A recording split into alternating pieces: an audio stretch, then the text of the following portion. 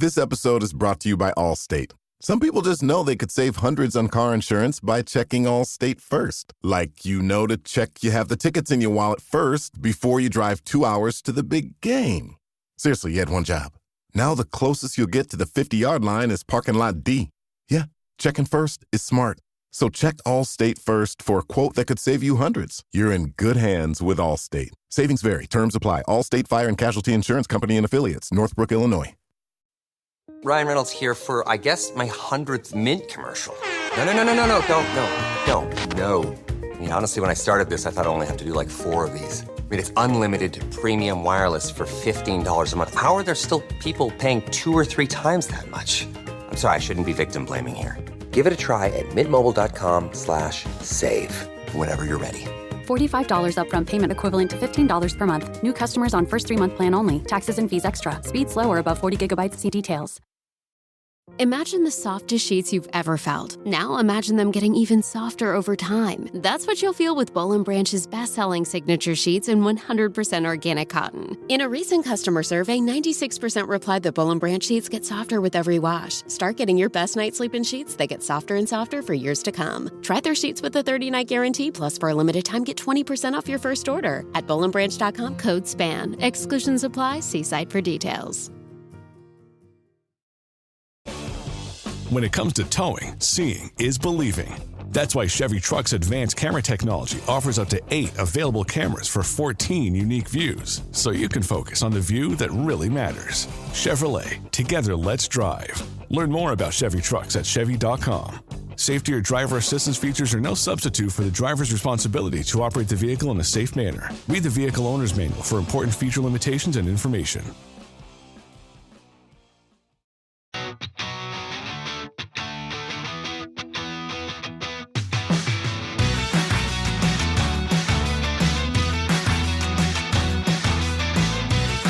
Welcome back to Rams Up, your favorite LA Rams podcast. We are part of the Fans First Sports Network. You can follow us on our YouTube channel as well, at LA Rams Up. I'm your host, Mark. I'll be joined occasionally by my football gurus, Paul and Ian. Let's get to it.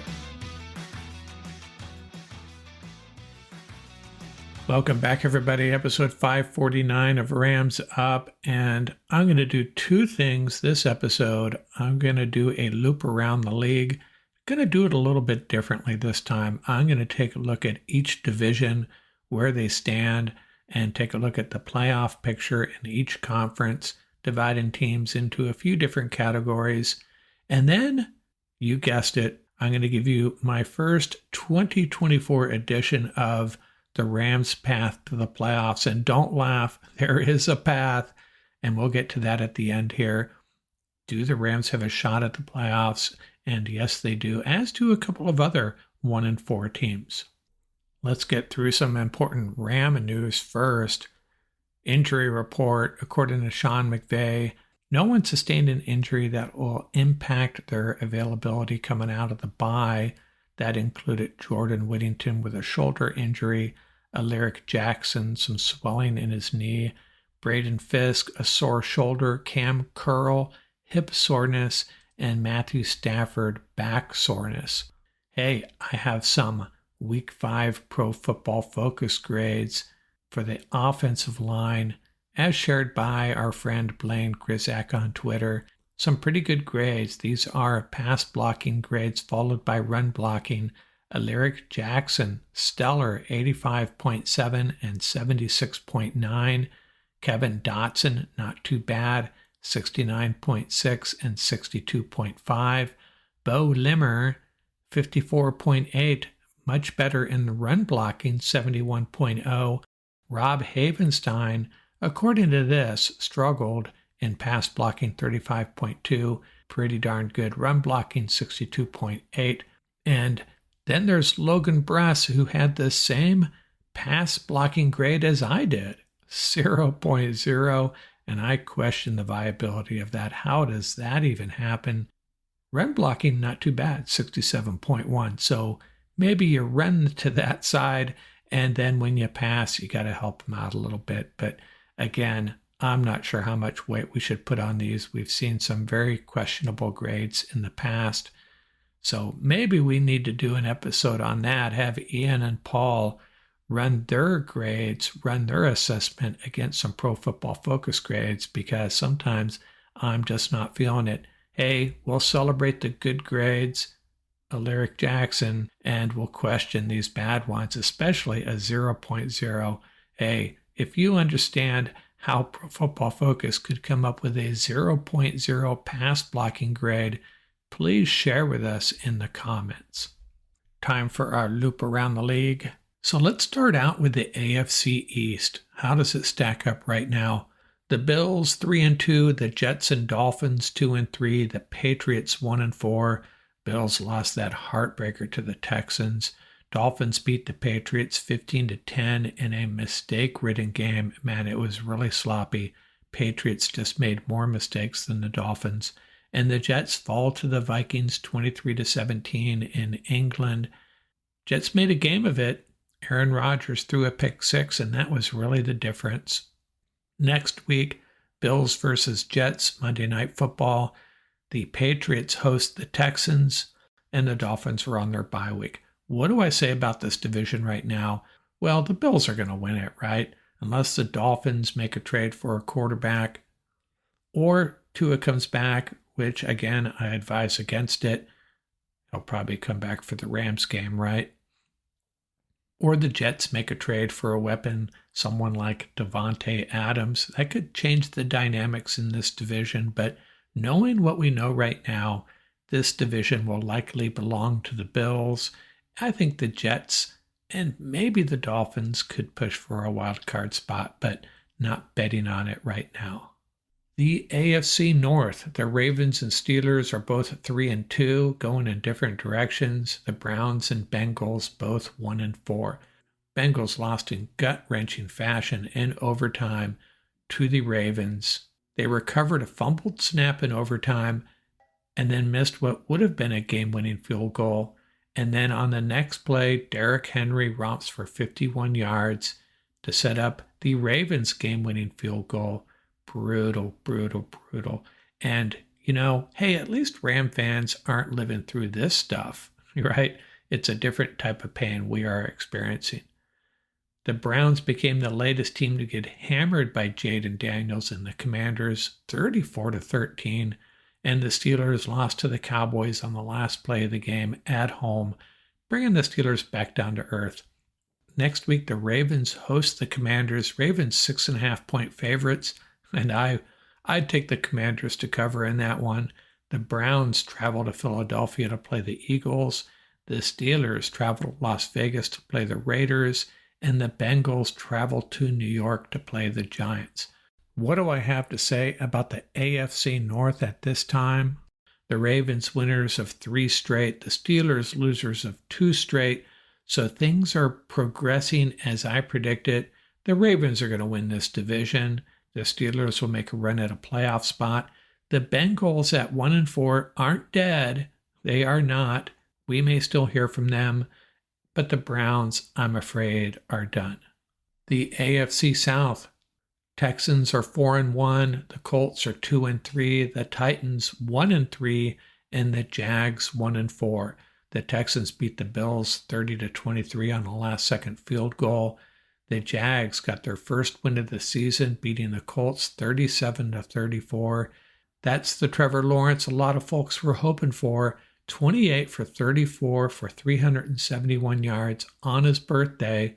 The Colts are a good team, but no Jonathan Taylor. They rolled with Joe Flacco, who also had a big game. 359 yards passing and 3 TDs. The Titans were off. Next week, the Texans at the Patriots, the Colts at the Titans, and the Jags at the Bears. So what do I have to say about the AFC South at this point? The Texans are going to win this division. You can't count out the Colts quite yet, though. And even the Jags at 1-4 may not be done, along with the Bengals and, as we'll get to later, our Los Angeles Rams. But my guess is only one team from this division makes the playoffs. The AFC West. The undefeated Chiefs keep rolling along. Broncos 3-2, Chargers 2-2, Raiders 2-3. Chiefs hang on. Monday Night Football beat the Saints. That was a close one, though. Saints made a game of it, though, for a little bit there, didn't they? The Broncos hammered the Raiders 34-18. That was after the Raiders jumped out to a 10-0 lead. Patrick Surtain had 2 interceptions, including a 100-yard pick six. Josh Reynolds, by the way, 1 catch for a TD in that game for the Broncos. The Chargers were off. Next week, Chargers at Broncos, Raiders host the Steelers, and the Chiefs are off. So what do I say about the AFC West? The Chiefs are going to win this division, right? They're going to roll, although they are wounded, and it's not going to be a cakewalk. Just dealing with a lot of injuries, but man, the coaching and the quarterback make all the difference. I think the Broncos and Chargers could both make a run at wildcard spots, though. Let's jump over to the NFC North. We got the 5-0 Minnesota Vikings, the 3-1 Lions, and the Bears and Packers both at 3-2. Suddenly a very strong division. Week 5, the Vikings beat the Jets in England, and the Bears looked really good, beating the Panthers 36-10. Caleb Williams eclipsing 300 yards, also had 2 TDs. Next week, Lions at Cowboys, that should be a fun one. Cardinals at Packers, Jags at Bears, and the Vikings have a bye. What would I say about this division? Hard to see a scenario where the Vikings don't win it at this point. The roll they're on and already up to a 5-0 start. Lions and Packers, actually any one of the other 3 could make a run. I guess it's feasible. My money's on the Vikings, though. Assuming the Vikings do win the division, all 3 of the other teams can make a case for a wild card spot. If one team could upset the Vikings' divisional championship aspirations, it's got to be the Lions. The NFC East, Commanders 4-1, seems funny saying that. Cowboys 3-2, Eagles 2-2, and the Giants 2-3. The Commanders at the top of this division, man, I have to go back to some of the things I said weeks ago. I didn't understand Bobby Wagner signing with the Commanders. What are you doing, Bobby? You want to close out your career with a last place team? I thought that their season was over after an 0-1 start. That was just the vibe I had about that team. I was dead wrong. The Commanders are just on a roll. They pounded the Browns this week. The Cowboys got a huge win on the last play at Pittsburgh. I already mentioned that. And the Giants beat the Seahawks in Seattle 29-20. Another strange game. But hey, we're talking about the Seahawks. How many normal games do they play? The Eagles, of course, were off. Next week, Commanders at Ravens. Game of the week, perhaps. Lions at the Cowboys. Or maybe that's the game of the week. Bengals at the Giants. And then the Browns at the Eagles. So what would I say about this division? Hard to pick a winner at this point, but my money's on the Commanders. It really is. Although they are a 6.5-point underdog this week. Eagles and Cowboys are both good teams that are hard to buy into, at least for me. And the Giants, I give them credit for getting to 2-3, not sold on them at all.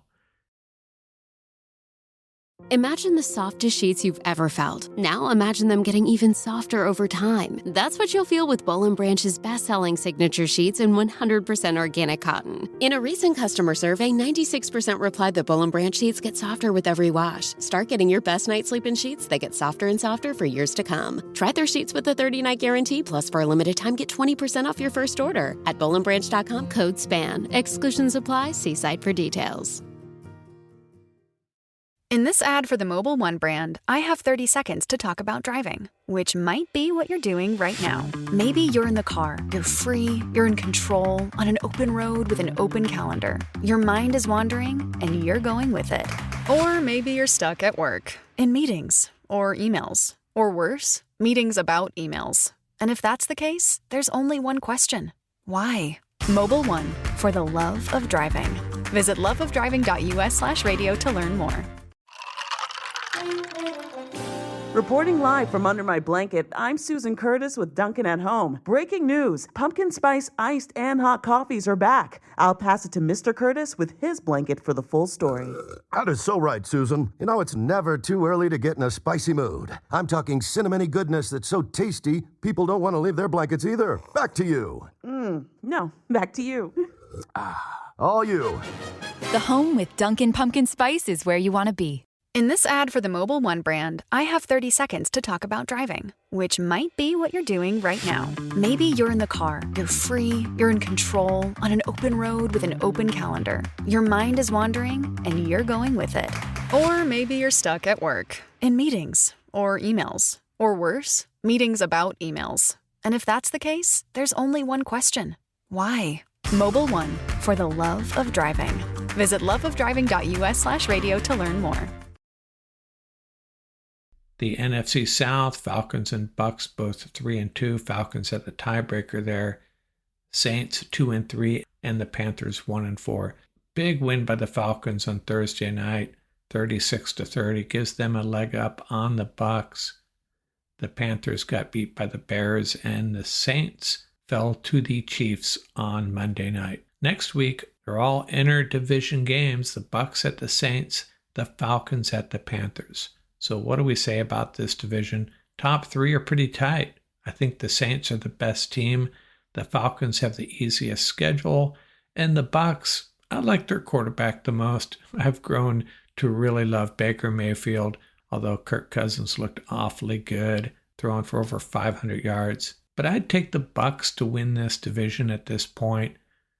But I really don't feel strong about that. Could two teams from the South make the playoffs? Entirely possible, but I have a feeling it's going to be winner take all. Whoever wins this division is going to advance. Let's talk about the NFC West. The Seahawks are 3-2, the Cardinals and 49ers 2-3, and then the mighty Los Angeles Rams, our Rams 1-4. Seahawks coming back to earth after a 3-0 start, falling to the Giants 29-20. They got a big break in this game, returned a fumble 102 yards for the game's first TD, but they also had some moments go against them, including that blocked field goal that was returned for a touchdown at the end there. Things are not going their way this year. They're not getting those magical breaks, or at least they're not getting more magical breaks than their opposition at this point. Losers of 2 straight now. Now, the 49ers and the Cardinals played in Santa Clara. 49ers shut out in the second half, and the Cardinals rally for the win. Pretty shocking. You know, I predicted that this would be a close game. My bet of the week was the Cardinals covering. I think it was 7.5. And something's off with these 49ers. I know they're missing CMC, and they've been banged up elsewhere, but they had most of their other weapons. Brandon Ayuk, Deebo Samuel, George Kittle, and their defense. Yeah, it's always good, but in this game, something was amiss, and the Cardinals pull off the win. And then there was the Rams. We know what happened to them at home against the Packers, giving another game away. Next week, the 49ers at the Seahawks on Thursday night. That's a big one. We maybe have to pull for the 49ers. The Cardinals at the Packers, the Rams on a bye. But, you know, take that back. If we really are kissing the Rams season goodbye, which I am not, but if you are, maybe you root for the Seahawks because it would bring us immense pleasure to see the 49ers struggle right alongside of us. So what do I say about this division right now? It's starting to look like every team in this division has some issue or another that will preclude any of them being a threat for the NFC Championship. I mean, I guess the 49ers would still have a shot based on their roster, but my money is still on them, and that's right. I'm not counting out the Rams quite yet. And I'm going to get to that in a second. My Rams' path to the playoffs. First, what are my AFC projections after 5 weeks? Well, I'm giving the number 1, 2, 3, and 4 seeds to the Chiefs, Texans, Ravens, and Bills, respectively. On the next rung, likely wildcard teams, the Steelers, Broncos, and Chargers. On the next line, 3 teams that definitely have a shot. The Jets and Dolphins, which I think is dependent on them making a move, or in the Dolphins' case, getting their quarterback back. Colts need to stay healthy. They could go on a little bit of a roll. Got a decent roster there. Next up, the Jags and Bengals, two 1-4 teams that have really underperformed at this point in one way or another, kind of similar to the Rams' predicament. Most people expecting much more from them. And then on the bottom line, the Raiders, even though right now they're definitely in the hunt for a wild card spot, don't see that lasting, along with the Titans, Browns, and Patriots. And what are my NFC projections? Well, I'm taking the Vikings, Commanders, Bucks, and 49ers as the divisional winners. Now the Bucks, you can flip-flop them with the Saints or the Falcons. Who really knows? The wild card teams, my money is on the Lions, Cowboys, and Eagles. And again, I feel much better about the Lions and Cowboys than I do about the Eagles today. The next line, the Falcons, Saints, and Packers. All three of these teams have a good shot at supplanting one of these other wild cards. And next up, the Seahawks, Bears, and Cardinals, all showing flashes of at least the potential to make a strong run for a playoff spot. Then I have the Giants and the Rams. Feel better about the Rams and the Giants. Rams at least have a higher floor, I think. Just need to get their act together. Giants, I think we may have seen the best of them already. And then at the bottom there, the Panthers. I feel like the NFC is much more competitive than the AFC at this point, when you figure that a team like the Seahawks at 3-2 probably isn't going to make the playoffs, in my opinion. Okay, so now you want to hear the Rams' path to the playoffs. You probably can't wait to hear what I have for you on this subject. Well, problem is they've already lost to three teams that they will likely be battling for a wild card spot. That's the Bears, Lions, and Packers. Not good. Not a good position to be in early October, that's for sure. But they do have 4 divisional games left, and that's to their advantage. So let's take a look at their schedule. They got the Raiders up next. Now, all of these projections, by the way, assume that they're going to play better. They have to play better. We have to hope they're going to play better. Play up to their potential, at least. Get a little bit healthy. Start tackling better. Do some other things right. Learn how to win. If that doesn't happen, they got no shot. But let's pretend, let's propose that they do, and they beat the Raiders to improve to 2-4. And hey, Thursday night, hosting the Vikings, sure, they're probably going to lose that, 2-5. Then they travel to Seattle, where they traditionally play better than you would expect. Ask Terry Bradshaw about that. They beat the Seahawks to improve to 3-5, and then home to host the Dolphins, and they win that one. Tua still not playing. They beat the Dolphins. They're 4-5. Then they travel to New England. Yeah, they can win that game, and suddenly they're 5-5, winners of 3 straight. Then they come home to host the Eagles. They're on a roll. They're playing well. Cooper Kupp is back, as well as some other guys, maybe even Puka by then.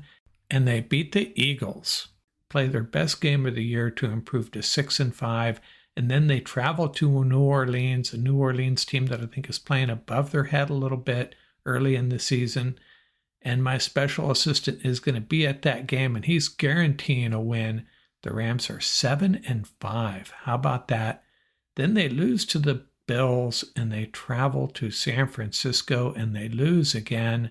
7-7, 500 with 3 games left, and they finish on a streak. They beat the Jets in New York, they beat the Cardinals at home, and they beat the Seahawks at home. And suddenly, there you have it. Our Los Angeles Rams are 10-7. If not good enough to win the division, good enough for a wild card spot. That, my friends, is the Rams' path to the playoffs. Essentially, beating the Raiders, going on a 5-game winning streak, beating the Seahawks, Dolphins, Patriots, Eagles, and Saints, and then losing 2 and then coming back and winning their final 3 against the Jets, Cardinals, and Seahawks. Realistic? I don't know. But I'm rolling with that. The Rams get to 10-7 and enter the playoffs as a team you do not want to play, kind of like last year, right? That's my story, and I'm sticking to it.